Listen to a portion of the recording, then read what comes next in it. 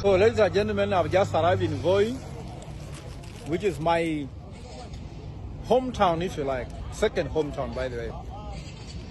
This is where I feel at home. I've just left Nairobi and I am not attending Jirongo's Requiem Mass, which I know why is taking place tomorrow. I'm not attending the burial because just like Ojwang's burial, I let other people to attend the burial.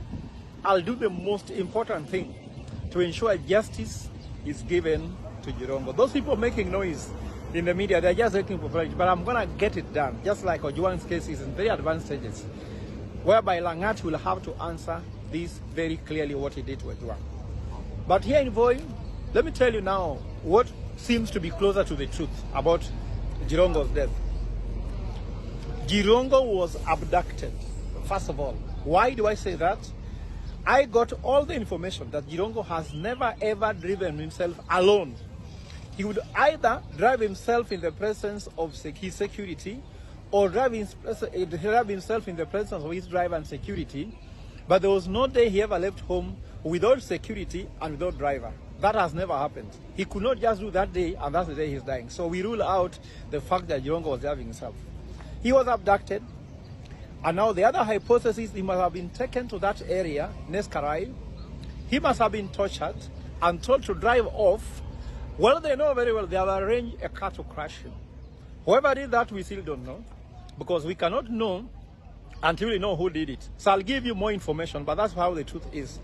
Because I can tell you, and I've been talking to the doctors who did the postmortem, a medical doctor can never say an accident is the cause of death. Just like they were saying he died of a road accident. No. A road accident does not kill people.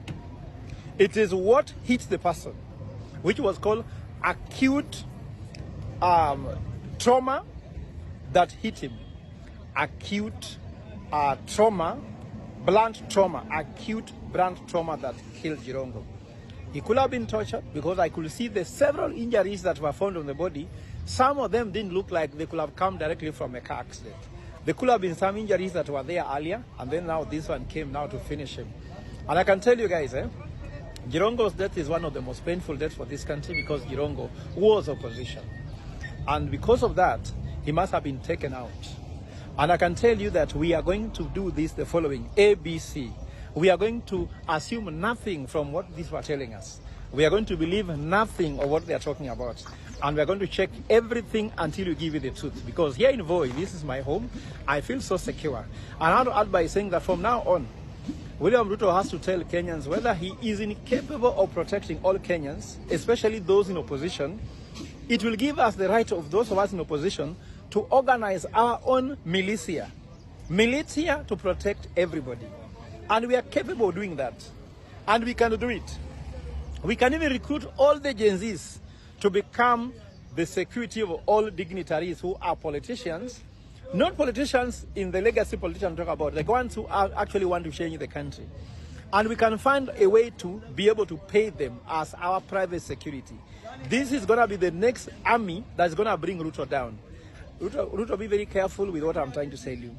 We can recruit Gen Zs, all of them, and look for how we can take care of their own salaries to ensure they protect people of great interest of this country.